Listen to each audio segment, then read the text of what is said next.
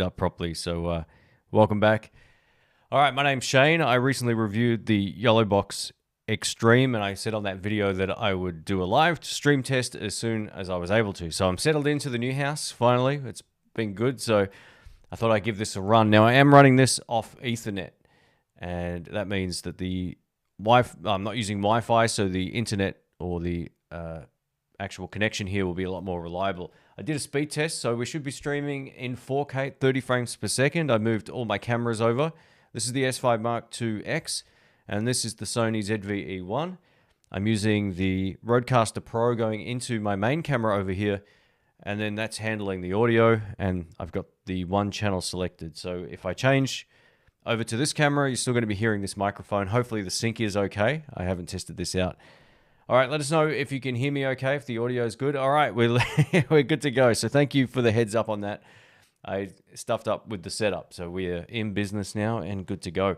I recabled this entire room before because when I moved in, I just kind of rushed the setup here. And yeah, I realized like I could have made it a lot more tidy and I didn't hook something back up. So thanks for letting us know. Now, this is going to be just like a general tech Q&A hangout kind of thing. So if you want to chat cameras or YoloBox or streaming equipment or whatever, just let us know if you have any questions about any of the gear I've showcased. We can get into it. So yeah, thanks for joining in, mate. I appreciate it. Let us know where you're watching from as well. And let us know what the streaming quality looks and sounds like as well. This camera should definitely be in sync because the audio is running through it.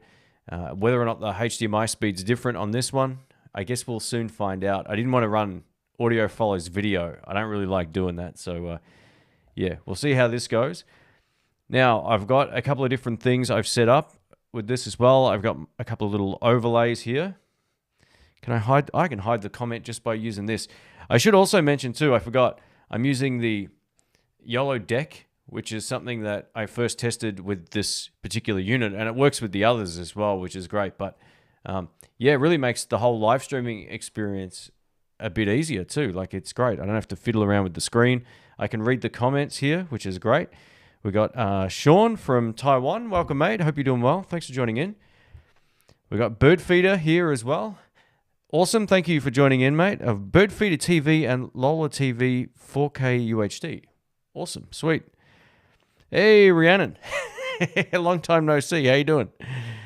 All right. That's awesome. And Rhiannon's in the other room, by the way, so that's awesome. And what color profile am I using on the Sony camera? I'm using my favorite one, which is the no picture profile, which sounds kind of weird, but it's basically the one before you select anything else. I've got two I really like. I like picture profile 1 on this, which gives you more contrast. And that one's great. That's kind of what I would shoot with if I'm outside. I don't shoot in S-Log3 a whole lot.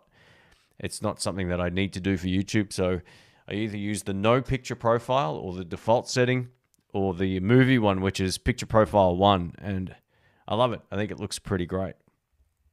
On this one, on the S5IIX, I'm shooting with the natural picture plus profile that I made. It's like my own custom version of the natural profile. It's got more contrast, a bit more saturation, and the hue's shifted to the green a hair as opposed from like the magenta look that it would normally have. But yeah, I think both of these should look pretty similar. One thing I think I forgot to do actually before I went live here, because this was completely impromptu, I was going to set up a couple of different scenes, which I haven't done. So what I might do is try that as we go between questions here. I'll set up a couple of different multi-view shots. Not that I really need that in this particular video, but I thought, why not? We might as well give it a shot. So yeah, that's what we'll do coming up. I also can turn on auto switch, which might actually be cool. So I'll turn that on. It's going to let me do it. All right, here we go. 5 and 4. How often should it change? Every 10 seconds?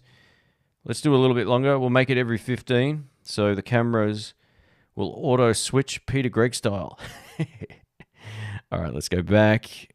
I'm new to using this particular version, and we're going to see if this works. So I defaulted back to 10 seconds. Anyway, it is what it is. Let's see if this works, and I'll turn on auto switch now, and we'll give it a shot. It's a good way of keeping the stream interesting rather than just one camera all the time anyway. All right, we'll go back to the comments here. All right. S5IIX says, is the stream 4K 60 frames and what's the bitrate? So this is 4K at 30 frames per second, or at least that's what I set it up as. If it's not doing that, just let us know.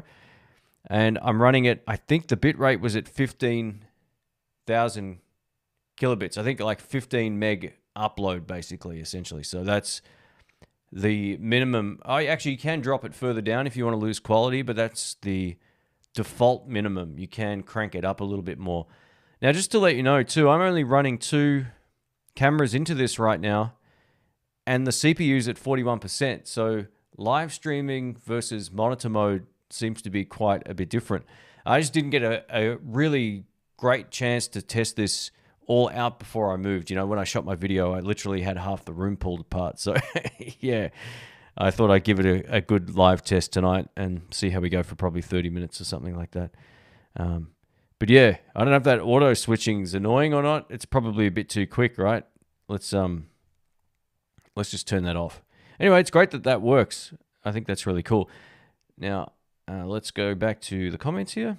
So yeah, hopefully just give us some feedback if you can on if everything's working fine in terms of audio as well. The video looks clear. I've got my reference monitor here. And I should probably bring up my comments here too, just in case something doesn't show up, but I'll give it a go. All right. All right, looks like it's working pretty well. Yeah, I guess it's all about how fluid the stream is and whether or not there's any noticeable glitches when it comes to the audio sync, the video glitching out, or anything like that. I don't think this has any of the same issues the earlier versions had where it would click occasionally. At least I hope not anyway.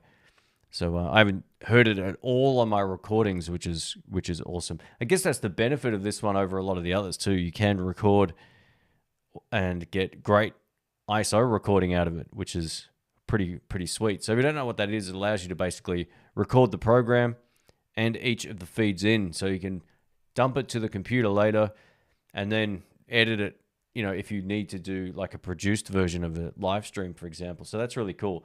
In many ways, this is kind of like a, you know, an A10 mini ISO, but in a portable form factor. So yeah, it's pretty sweet. I'm not actually running this on power right now. It is running on the internal battery, and we're at 94% battery. So we'll see how well it handles the whole battery life thing while we go here. But yeah, it looks like it's working pretty well. Now there's a whole lot of extended functionality with this, which I'm not going to touch on tonight. There's just so much you can do. You can send links to people, have them join in, all that kind of stuff. This was just more about putting up a quick live stream to show everybody that, you know, it works essentially. And this is the problem when you do, like, especially where I live here, I'm shooting all my videos at like 4K 25 or 50 frames because I'm in the PAL region. And then when I do live streaming stuff, a lot of the services default to 30 and 60. So it's either I import a live stream that looks glitchy because of the frame rate mismatch, or I have to re-download it from YouTube and then you lose quality. So I thought we'll just do a dedicated live stream to test this out and check it out. So yeah, that's it. I think we're good to go. If anyone has any questions about the YoloBox or cameras, if you want to chat cameras, let us know what you're shooting with, or if you're a live streamer or whatever, if you do YouTube, just let us know. I'm keeping an eye on the comments here. Now, I've also set up a few other little things on the YoloDeck, which, let's see if this works. So this is what I've got set up right now. You see all the different options. I can start and stop recording. I can fade to black. There's comment on and off. And what else have I got? A countdown timer. We haven't tried that one yet. So let's try that. Is that going to work? There it is. The countdown timer. So that's pretty handy if you want to start your stream with some background music. You can, you know, have that on screen. I won't leave it on screen, but that's it. And of course, we have the option to add the web overlay, which is a really cool feature. You can basically pull up websites like this, and, you know, that's my website, geekynerdytechie.com. I do follow-up reviews and tutorials and all that kind of stuff on my website. And yeah, that's how you can pull it in. The one thing I haven't learnt about this yet is I'm not exactly sure how I'm supposed to scroll around on the website. maybe that's obvious to somebody who already has this. I haven't actually messed with that yet, but it's good to be able to actually pull things in. So that's cool. But anyway, we'll get rid of that. Oh yeah, I have to turn that off. So you got to click these on and off to disable them. You can't just switch it back to a camera. It doesn't work like that. Anyway, it looks like it's doing a pretty good job streaming so far. Cool. So I'm working on a couple of videos at the moment. They're all in editing. One I think will be a popular video, at least I hope so, and that is the, oops, I was already on there, the Sony ZV-E1 versus the Lumix S9. So if you've been waiting for that video, it's on the way. Excuse me. It's one of those sort of semi-large projects. But yeah, interestingly enough, the CPU usage is dropping now, which is cool. So it's not as high as it was when I first started. I'm down to 37% right now. So that's cool. And again, streaming in 4K. So if it's working well, it's going to be great. I'm sort of wondering how capable this thing is with all of the HDMI inputs being utilized. Be interesting to find that out. Maybe next time I try this, I'll hook up all my cameras and a computer and do all that kind of stuff. Maybe invite someone in for a chat to check it out as well. But yeah, sweet.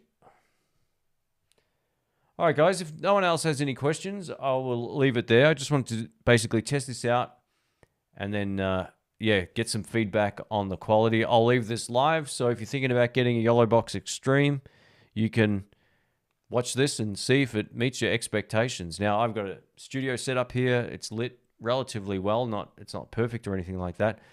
And these are the kind of results you can get. So, yeah, I'll do a few quick switches here just to see if it glitches out or does anything funny while I'm talking. And that's always a good test, just to see if it pushes the CPU. It looks fine, actually. It's down to 37%.